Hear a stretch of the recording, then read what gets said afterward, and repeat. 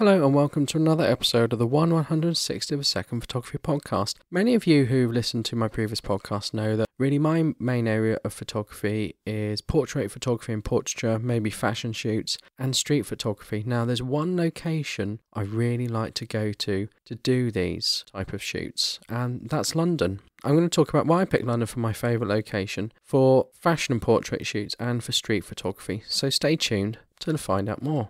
So when I do portrait work and portrait photography and fashion shoots, I generally like to do it on location, really because it keeps my costs down. I could do it in a studio, but then you've got to pay for the studio, you've got to hire a space, and I've done that before and I brought my own backgrounds and I've had productive shoots and things. But doing it out on location, you get something different, you get a varied background, you can't control it as much and you can't use lights, which is something that I do like to use. I do like to use lights because I'm really into flash and strobism and flash photography, but to do it well and have control over it, you really want to do it indoors, but doing it indoors does really elevate the prices and the cost of photography. So unless I'm doing something really specific or the weather is dreadful, I generally like to go and do location photography. I generally like to do a location shoot for my portrait or fashion work. So places around me, they're not going to look very good really where I live. The danger of doing shoots where you live is you end up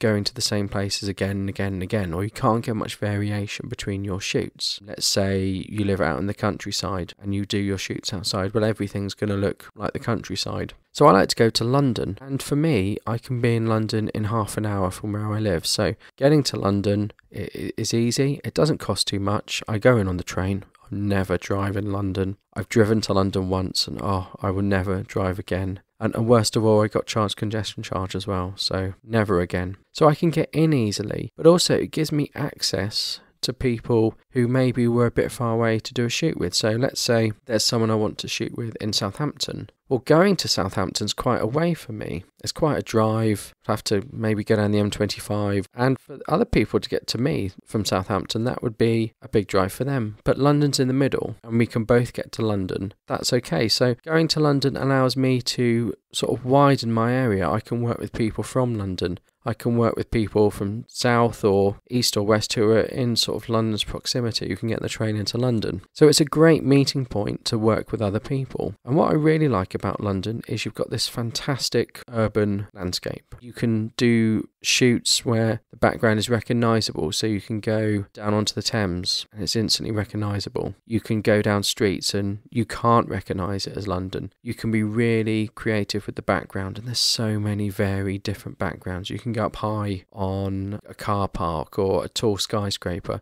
that you wouldn't be able to do where I live. So for that urban look, it's really good. Because there's loads and loads of buildings in sort of central London, you get this really good open shade. So in the summertime, you don't want harsh shadows, but if you're shooting down like a side street, then you've got big areas of shade. If I get the train, I come into Euston, and quite often I can just meet someone at Euston and I can work in the area around Euston and I can find completely different things. There's always something new. There's always a little side street you can go down that gives you a completely transformed look. Urban, gritty, high fashion. I've even had shots that look like they're shot in New York, but they're not. They're shot in London. My backyard. It's great. So the backgrounds can be really powerful and really striking because you can get some really high contrast, high city and backgrounds in. And you can get old when I say backgrounds, your background can be old London. It can be cobbled streets. You could go to Borough Market that has a distinct look. Or it could be big white walls, or it could be big black walls. I did a shoot with someone once and we're in London. We met in Notting Hill.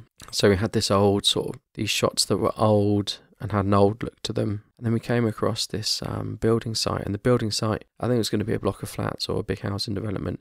And they put up very large sort of wooden panels so people couldn't get in, quite rightly. And they'd slapped advertising on them, so I got the model to stand in front of this sort of black and white arrow, and the arrow is pointing to her, and I did a black and white shot. Really good. It came out really well. So you can get very abstract things, very abstract backgrounds, get people to fit in. Dirty side streets, big tall buildings, big glass buildings. You can also find quiet spaces. You can also find green spaces. So there's absolutely loads of spaces to shoot with in London. And the best thing about shooting in London is the people. They do not care. Fantastic. They're too busy. and I'll talk about that later when I talk about street photography, but they're too busy going about their business. So they are rushing from A to B. They're not going to stop and stand and stare at you like I do get other places. They're not going to sort of rock up and have a watch and see what's going on. So what I find when I shoot with people is a lot of people sort of are interested, particularly if I'm using flash. If it's a female model, people are a bit more interested. And what I've actually had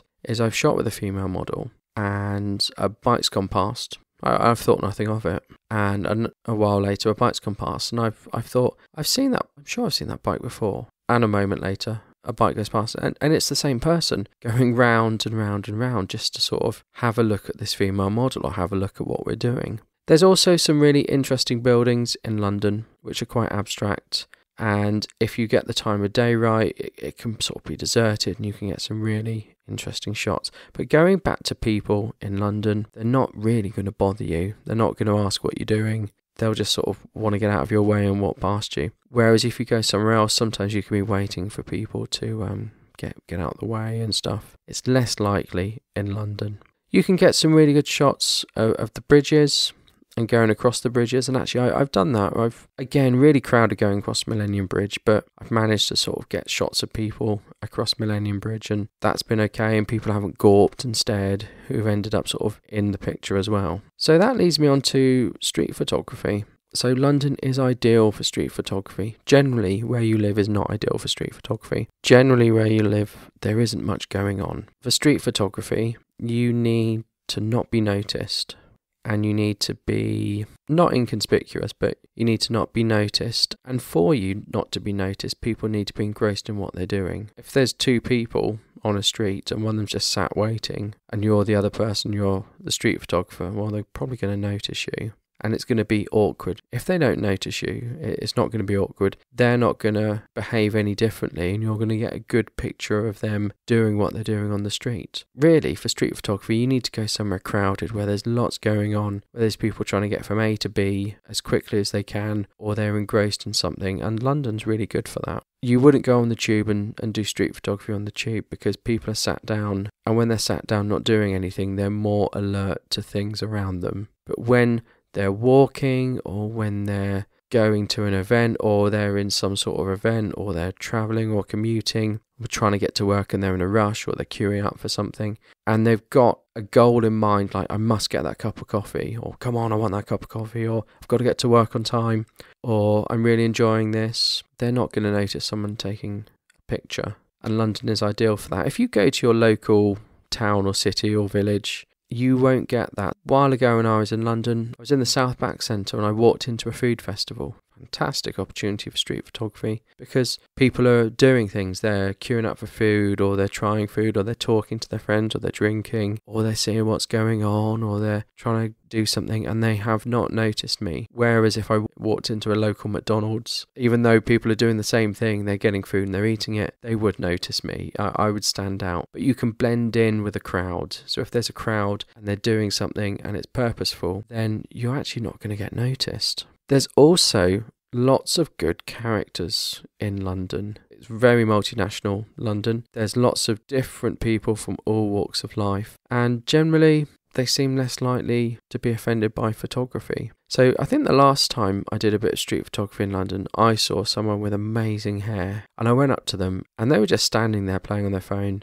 in the middle of a really crowded street, and I could have taken a picture of them and they wouldn't have noticed, but I thought, actually I'd like to do a street portrait. So I went up to them and I asked them, you're probably thinking, why am I going to tell you this story when I tell you this bit? But they looked really confused when I asked them, and they said, why do you want to take my picture? And I said, oh, you look really interesting, I'd really like to take your picture. And they said, oh no, I don't want you to, and that was that. But one, I had the confidence to do it. One, I came across the person who I don't think I would have come across that person with that look just anywhere. It happened to be she was in London, but I don't think that type of interesting person is so readily available where I live. And two, it was nice and crowded, and people weren't stopping and staring. It was just a shame she didn't agree. Learning to talk to strangers and learning to take street portraits is something I want to do. I know I'm going to get knocked back, so It really wasn't the end of the world. That's my first knockback. So hopefully my second attempt, I won't get knocked back. But you get lots of interesting characters. And you get lots of interesting characters in interesting areas. And you get really diverse backgrounds. So going around somewhere like Soho or Chinatown, you've got some really good colours to play with. And you might think, yeah, you could say the same of any capital city or any big town, but I do think there is something special about London. The next time I go to London, I'm going to attempt to be a bit crafty. So I've gone before, and when I've done portrait shoots, I've taken just single DSLR, single lens, one flash and one modifier. And I've taken a light stand, and that's not too difficult to carry around. But now, because I like to do street photography, I wouldn't want to carry that around with me while doing street photography. When I've done portrait shoots, I've made sure I'm not travelling too much on the tube, I'm not going up and down, I'm in on the train, I'm maybe 1 or 2 tube stops, and then I'm done, I'm where I need to be, I can do that, and then I can go. Actually, now, if I go in for that type of shoot, or any type of shoot, or anything to do with London, I like to do a bit of street photography. So if I'm passing through because I'm going somewhere else via the train, I want to have my camera and do a bit of street photography. So I think next time I'm in London, I'm going to try using one of these luggage drops. So a luggage drop has come about from the idea of you check out from your hotel at 10 o'clock in the morning and your flight's not till 6. Well, what you're going to do, you might as well have another day's holiday or half a day in your city, but you're not going to want to go sightseeing and carrying your luggage around with you. Well, there are now websites that allow you to drop your luggage somewhere and pick it up later. And they're generally places like shops and hotels. There isn't actually a company that sort of hosts their own web service and does it, from what I can see. Basically, there's companies that they're a website company and they let you store your luggage in a place and then they pay the place and they take their commission. That's how it works. So you can store them in sort of shops, corner shops, hotels, restaurants, that sort of thing. And I've been looking at this in and around the Euston area. So my idea is I'll go into London to do a portrait shoot, maybe take some lights, maybe one stand because I don't have an assistant to come with me. Oh, poor me, I don't have someone to hold my lights. I wish I did, but I don't. I would do my shoots and then I would drop that stuff and maybe take my DSLR with me and my compact camera, leave all the heavy stuff and be free to do street photography. Come back a couple of hours later, pick it all up and go home. And that would cost me maybe £5 to drop my luggage somewhere, and you get insurance and stuff. And I'm not going to take my really expensive kit. I'm going to be quite selective about what I take. But that's my plan for next time. Combine both my loves of portrait photography and street photography. Do it while I'm there in London. It doesn't cost me much to get in and get a travel card. Store my equipment.